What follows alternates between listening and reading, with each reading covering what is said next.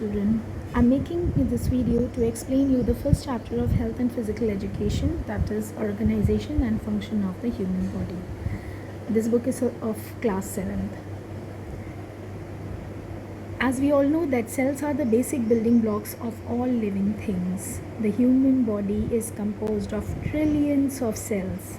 They provide structure for the body, take in nutrients from food, convert those nutrients into energy and carry out specialized functions. And cells have many parts and each with a different function. So in this first paragraph we are going to study the same thing. A cell is the basic unit of life.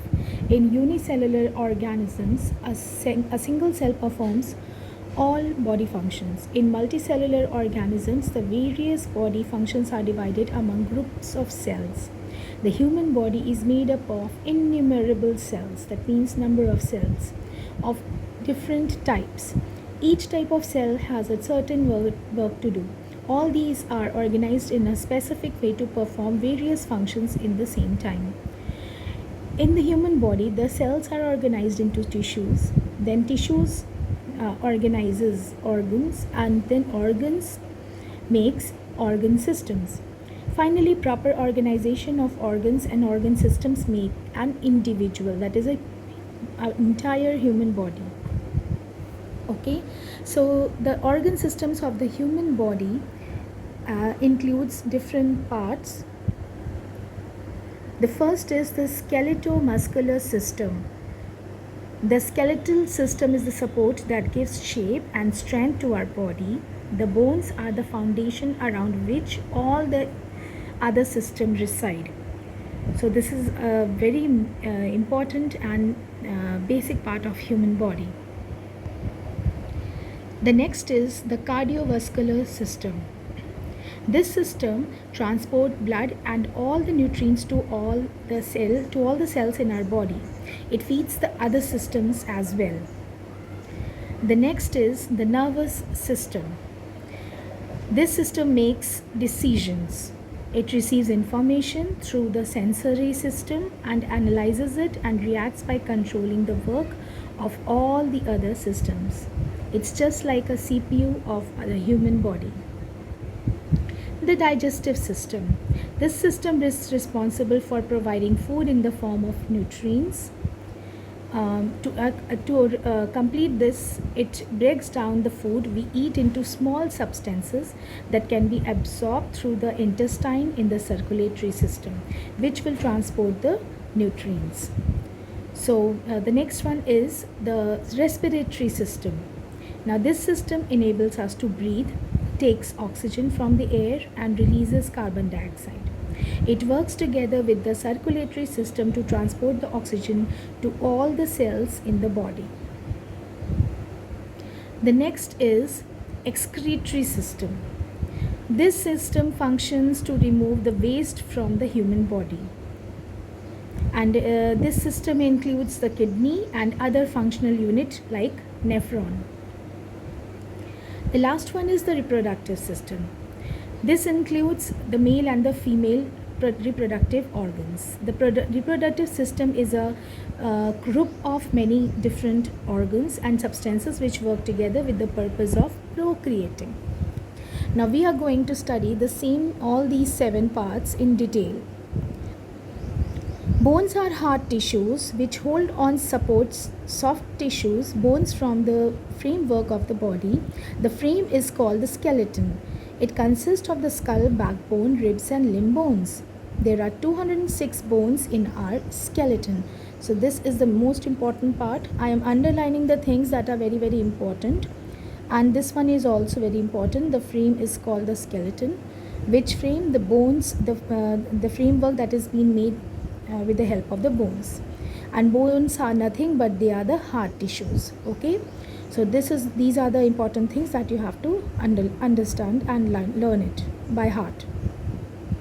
Calcium and phosphorus are essential for bone formation. Vitamin D is necessary for the proper utilization of these minerals. So what is the important substance to utilize this important minerals for bones? That is vitamin D. Mineral matter provides the bone its rigidity and hardness. Then this is a diagram you will find in your book that is explaining the different system of human body. The skeleton of the body has two principal functions, that is protection and locomotion or movement. So these two, it's written over here of protection for delicate inner body parts. We have so many delicate organs inside our body parts, including heart, liver, lungs, kidneys. So for protecting all these things, it makes a kind of a protectional rib around which in the rib cage it protects the heart, lungs, and the other what we can say is very delicate parts of human body inside the rib cage.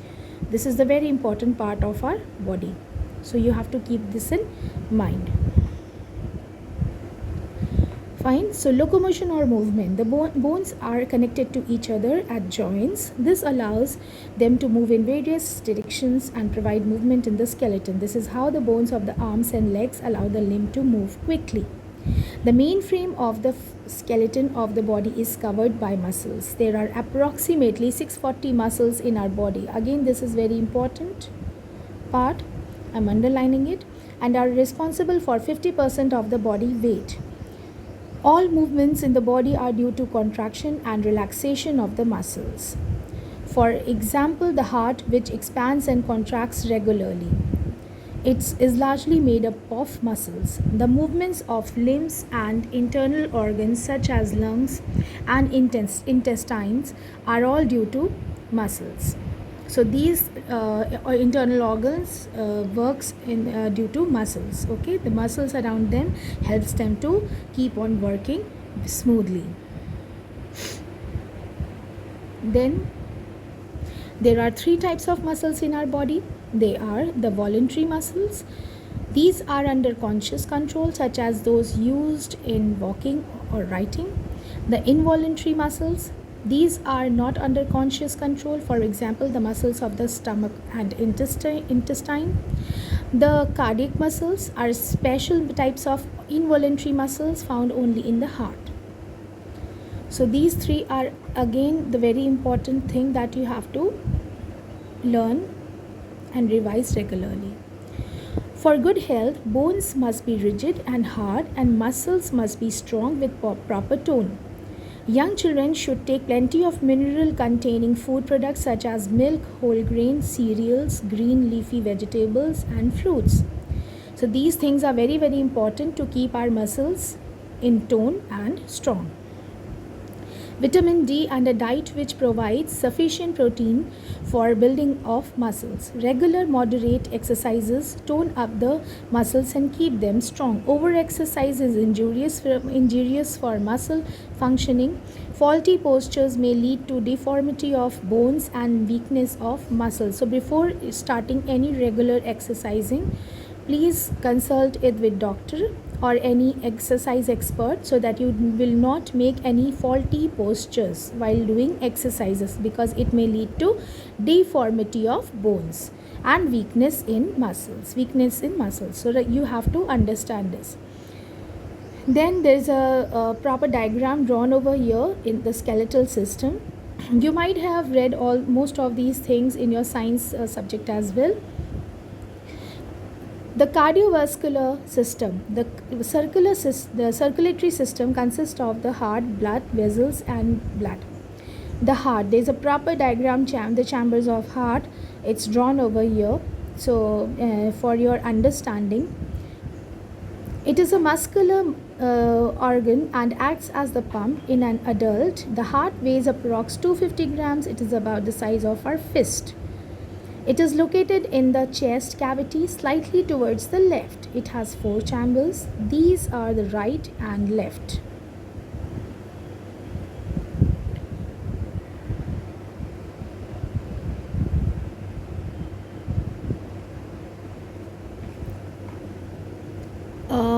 Air forms or auricles is the upper part of the heart, and the right and left ventricles in the lower part. The right side of the heart is divided from the left by a solid wall or septum, which prevents the mixing of blood in two sides of the heart. The heart contracts rhythmically to supply blood to all the organs of the body through a closed system of blood vessels. This periodic contraction and relaxation is called heartbeat. The heart beats an average of 72 times a minute, maintaining a constant flow of blood in the circulatory system. The total volume of blood in the system is approximately 5 liters, which is pumped out by the heart every minute.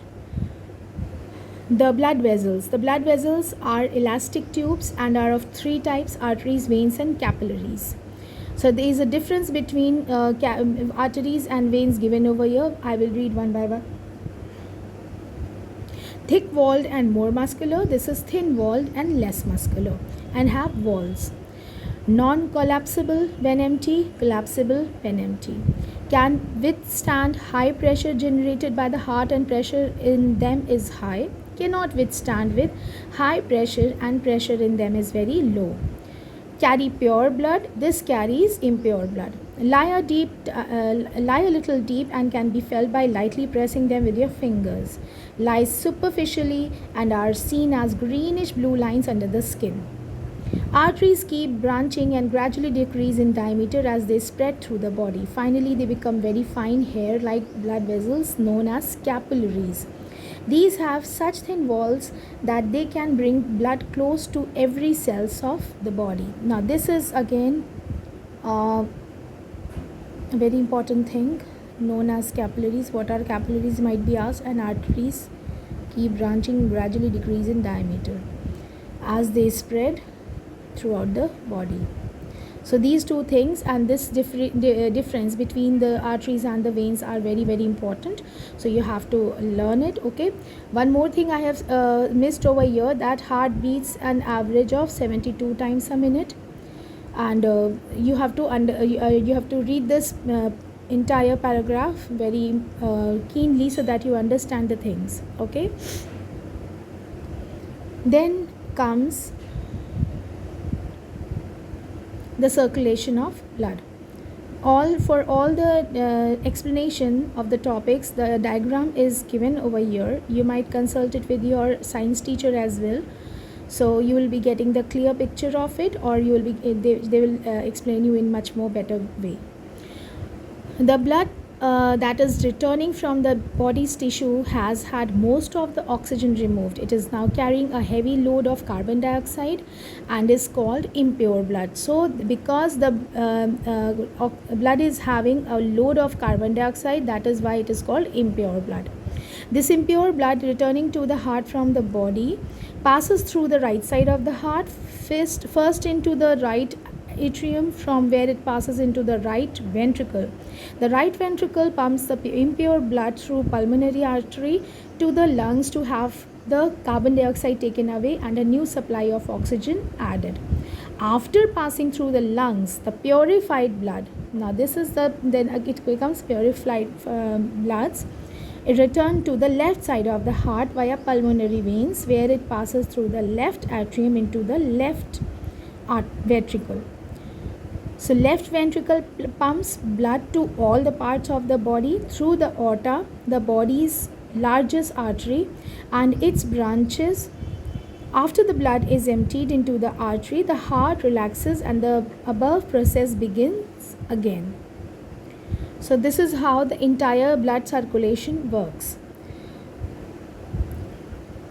And the circulation of body of the blood is it is explained in this diagram, so you can easily see over here how it works, right? And then these are the human blood cells: red blood cells, white blood cells, and blood platelets. You can easily see in this diagram. Then the blood.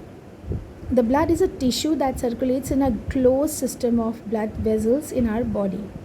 It amounts to 5 to 6 liters in adults. It has 4 principal constituent parts, that is plasma red blood cells, that is called RBCs, then white blood cells, that is called WBCs, and platelets. Plasma is the liquid part of the blood. It is a clear straw colored liquid which holds various substances in the solution. These include nutritive food materials, mineral salts, vitamins, hormones, and enzymes. RBCs are devoid of nucleus. They are devoid of nucleus, okay?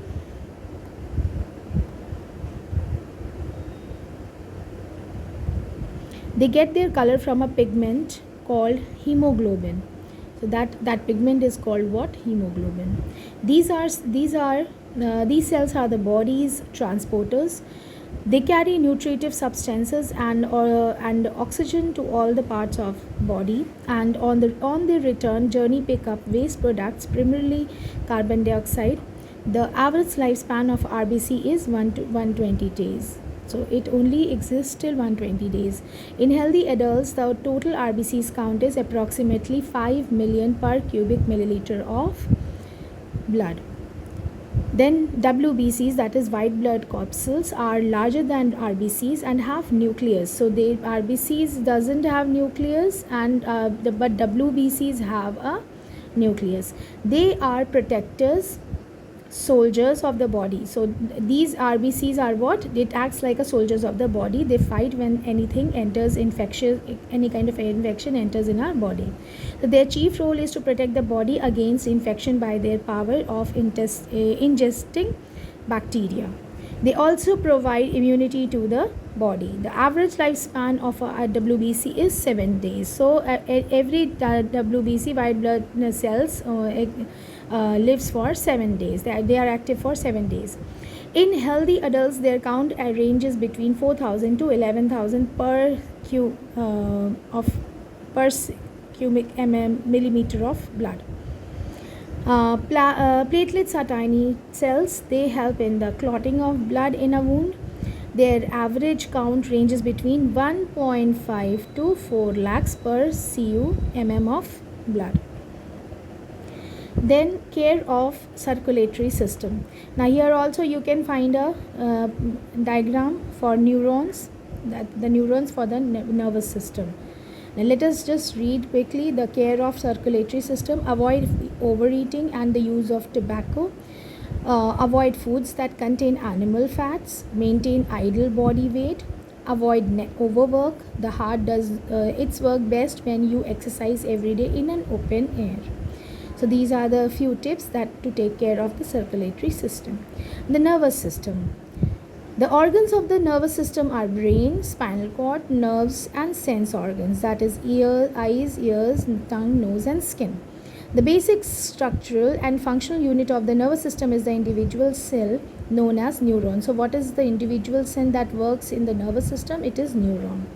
Billions and trillions of such neurons constitute the nervous system. The work of neurons is to carry electrical signals. These are specially designed to receive information from the environment and show appropriate response to these sensations. There are different kinds of neurons doing different jobs. Some neurons bring messages from the sense organs to the brain or spinal cord.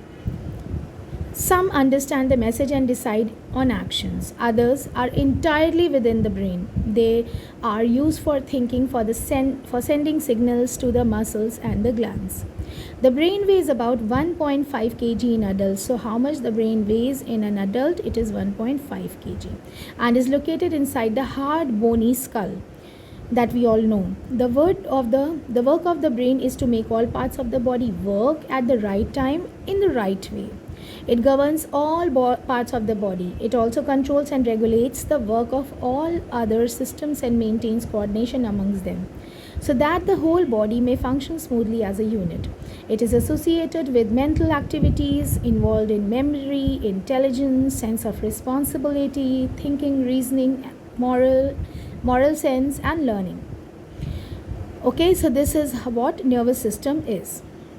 The spinal cord. Everyone knows what spinal cord is, right? This is the back part of our body, which is very strong and keeps us stand straight or lay down straight. So the spinal cord is the 40-45 centimeter long and a cylindrical structure. It extends from the brain at the base of the skull down to the center of person's back. It lies within the bony canal of backbone, the vertebral column. The nerves from all parts of the body are connected to it. The spinal cord receives messages from the nerves and sends back to the nervous messages that comes from the brain. Some neurons of the spinal cord send messages without the help of brain. This is reflex action. So this is some neurons, when they send messages through the spinal cord without the help of the brain, it is called reflex action. Reflex action is an involuntary response to a stimulus and protective in nature. For example, in the event of a finger coming in contact with a pin, the hand is withdrawn immediately with a big jerk. So as soon as we touch anything hot or something, we immediately remove our hand. That action is called reflex action, right? That before one is able to realize what had happened. The nerves. From the brain and spinal cord, many small nerves go out to all parts of the body. The nerves are so numerous and distributed so thickly that the smallest needle cannot be thrust into any part of the body without touching one and causing pain. The nerves that emerge directly from the brain are called cranial nerves. There are 12 pairs of them. The nerves that emerge from the spinal cord are called spinal nerves. So this is again very important. The brain are called this part, and the nerves that emerge from the spinal cord are called spinal nerves. There are 31 pairs of spinal nerves. The nerves bring information to the spinal cord and the brain from the different parts of the body. They also send information from the spinal cord and brain to muscles and glands of the body. Then the next one is the sense organs. We feel changes occurring in the environment through our senses, such as sight, hearing, smell, taste, pain, temperature, pressure, and touch. There are separate special sense organs sensitive to each stimuli. The eyes are the sense organs of sight, the ears are the organs of hearing, the tongue is the organ of taste. The 4 basic tastes are sweet, sour, salt, and bitter. A part of the inner lining of the nose helps in getting the smell.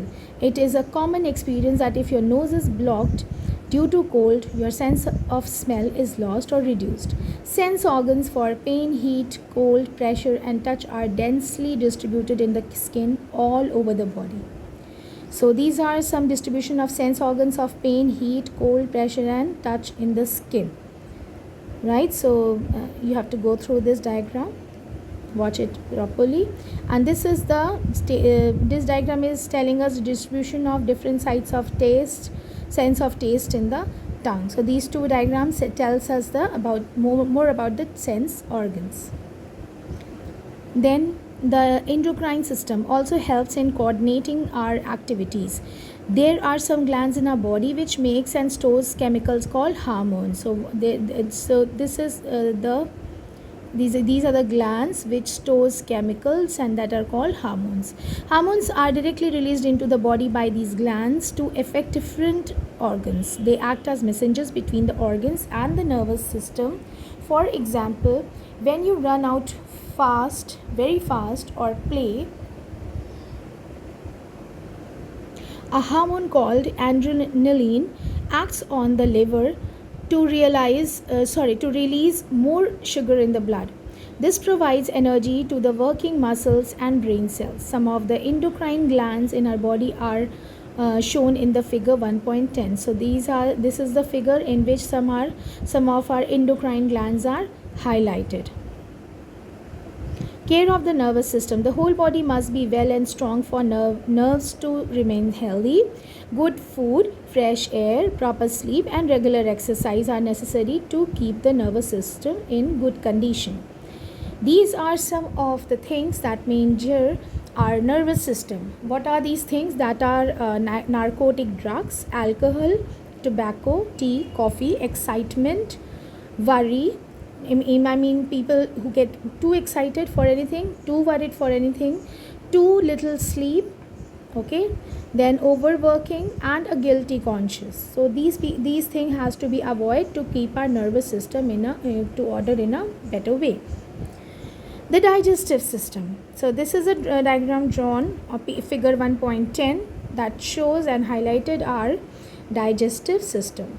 Food is the basic requirement for energy. We all know that. It's act as a fuel.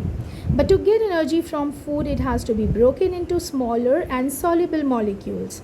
The organ of the digestive system include the mouth, esophagus, stomach, liver, gallbladder, pancreas, small intestine and large intestine. Mouth.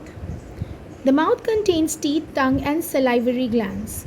Here the diagram is drawn over here, highlighting the more important parts of the mouth. We have two types of teeth in our mouth: incisor and biting the food, canines for tearing the food, premolars and molars for grinding the food. In human, the teeth grow twice. The first set, called milk teeth, grow when one is a baby, and the second set, called permanent teeth, grow when one is a child. Most adults have 32 teeth.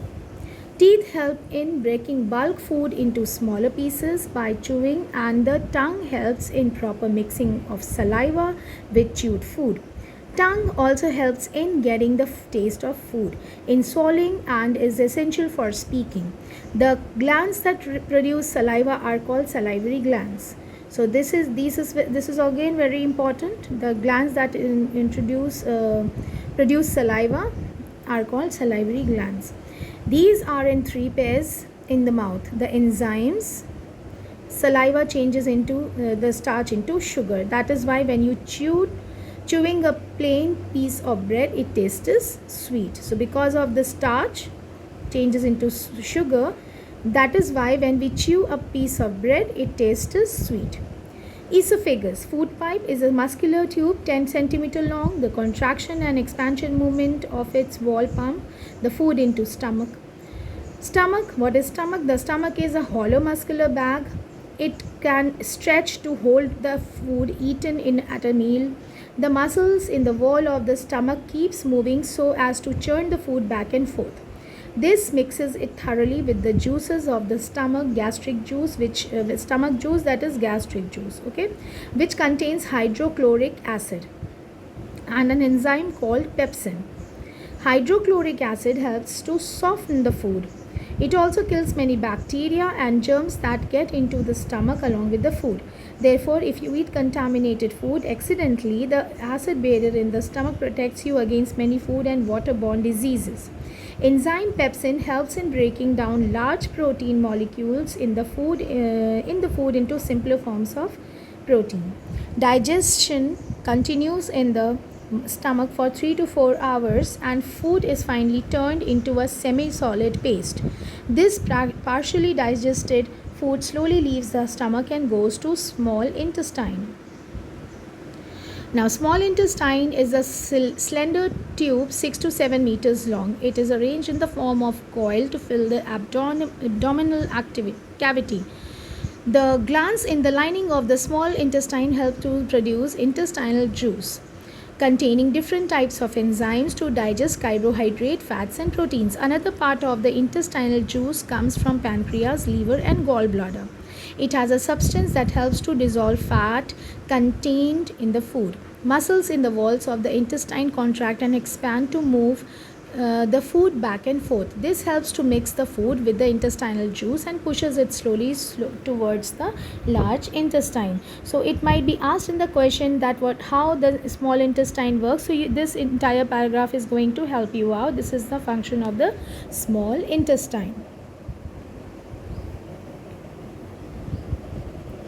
The complete digestion of carbohydrates, fats and proteins take place in small intestine. It is main region for absorption of digested food. The lining of small intestine has many folds in the form of little finger like projections called villi. The villi offer a large surface area that aid in the absorption of digested food material.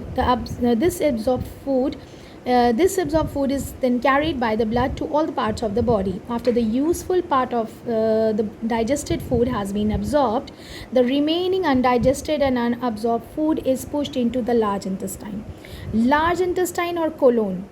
Large intestine, though wider, is much shorter than the small intestine.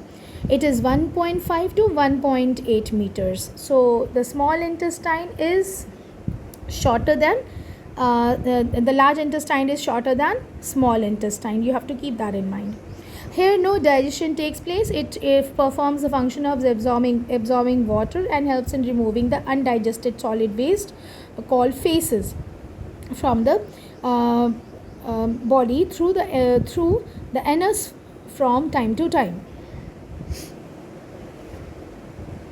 Care of digestion. In order to keep your digestion perfect, eat your food at regular intervals. Do not overeat and eat outside food. Eat slowly and thoroughly. Chew your food. Do not drink water with food. Drink water half to 1 hour later. Your diet should contain plenty of green leafy vegetables and fruits. Develop a regular habit of elimination of waste from the body. The respiratory system. You know that we constantly take O2 from the atmosphere, that is oxygen, and in return give out carbon dioxide. That is CO2.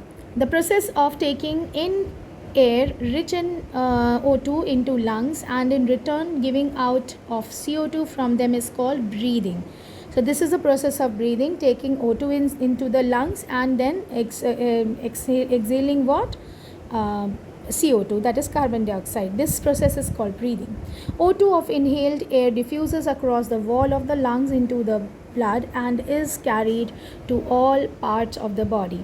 This O2 is taken up by the cells using it for energy release and then eliminating the waste products, that is CO2 and water vapor. The process of exchange of gases O2 and CO2 between the blood and lungs on one hand and between the body cells and blood on the other is called respiration. So this process is called respiration. This is again a very important point.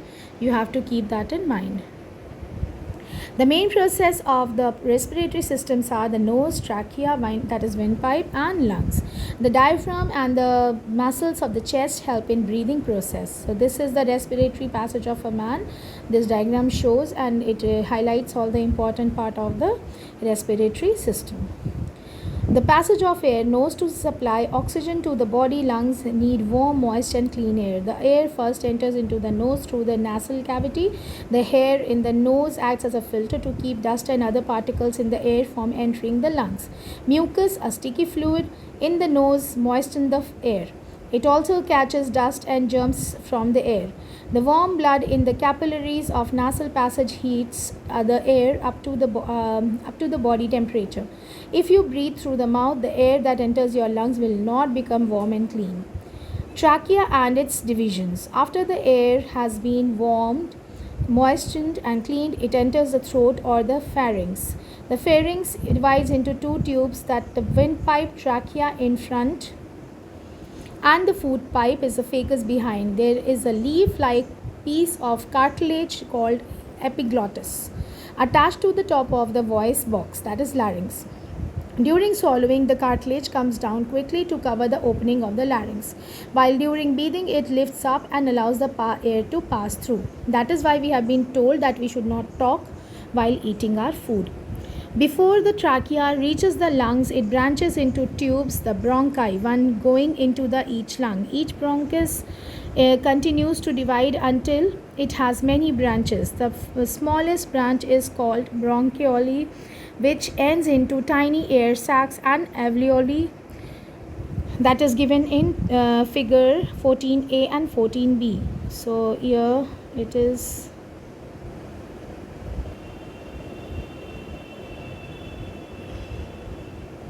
Okay, it might be in the later chapters, we'll find out. Then the lungs. The two lungs are situated in the upper part of the chest cavity, well protected within the rib cage. The lower surface of the lungs is concave to accommodate the diaphragm, which bulges into abdominal cavity. The blood which flows in to the lungs from the heart contains little oxygen and more carbon dioxide, whereas the air in the alveoli has high oxygen content and relatively less carbon dioxide. Therefore, two-way diffusion exchange of gases takes place through the cells of the capillaries. Oxygen enters the blood and carbon dioxide leaves it. This exchange of gases is completely within fraction of a second while the blood passes through the alveoli. This is in again given over here in this diagram. So this is a 14a and 14b also is written over here. Magnified view of cluster of alveoli and gases exchange between lungs capillaries, air through pulmonary alveoli. So it is given over here in these two diagrams.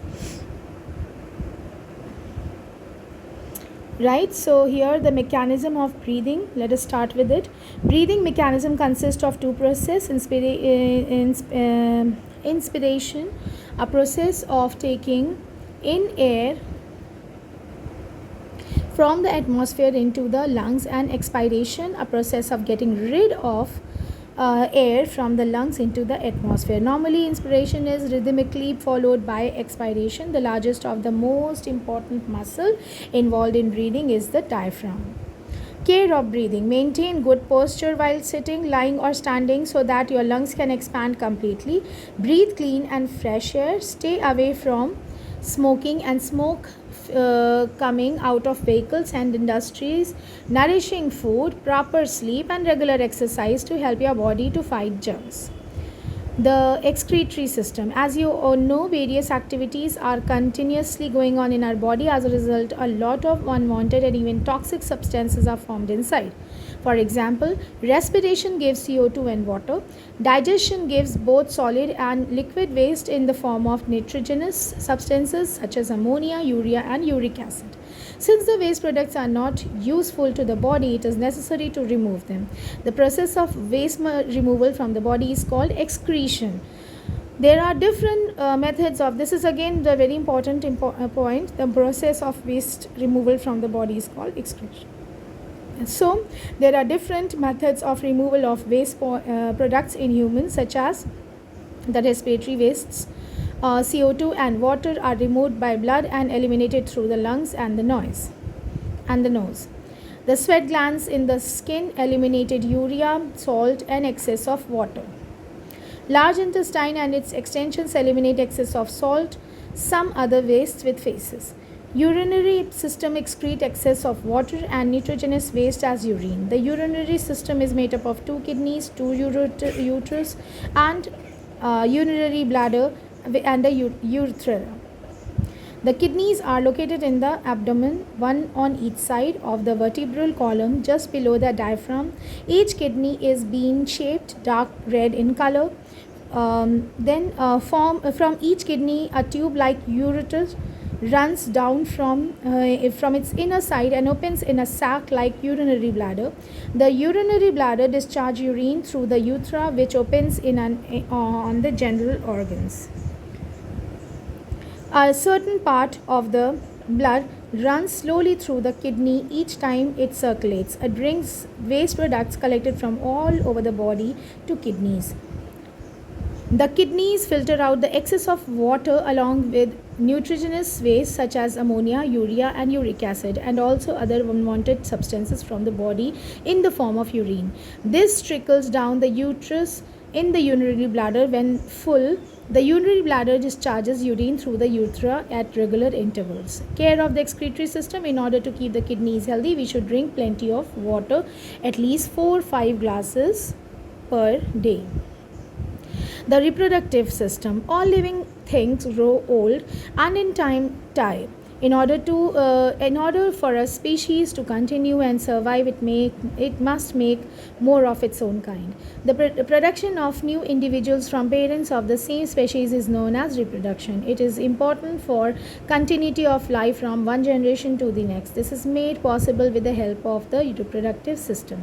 The main organs of the reproductive system are the gonads, then and accessory reproductive organs. Gonads are the special organs which produce two different types of reproductive cells or gametes. These two gametes are known as sperms and ova, that is eggs. In human, individual carries only one type of gamete, either sperm or ovum. Depending on the type of gametes they are called males or females. Males carry sperm cells and they are made in the organ testis. Females carry ova, eggs, and have special organs called ovaries. In man, there is a pair of testes in the scrotal sac located outside the abdominal cavity. Its main functions are production of sperm for fertilizing the ovum and the secretion of the male sex hormone testosterone. In women, there is a pair of ovaries located in the abdominal cavity, one on each side of the uterus. Its main functions are production of mature ova and secretion of female sex hormones, estrogen and progesterone. So the accessory reproductive organs, these organs primarily help in transportation, nourishment and maturation of gametes. They are different for males and females. In males there are epididymis, vas deferens and seminal vesicle, prostate, glands and penis. The accessory organs for reproduction in females are the fallopian tube, uterus, cervix and vagina. In human, fertilization occurs inside the female body. The female germ cell ovum is discharged from the ovary and get fertilized in the oviduct to form a new cell called the zygote. The zygote then goes through specific changes and develops to form the embryo. The development of the embryo takes place in the uterus. The embryo develops into a full baby before it comes out from the mother's body. So I hope you all have understood this chapter. I have tried my best to explain certain points in this chapter.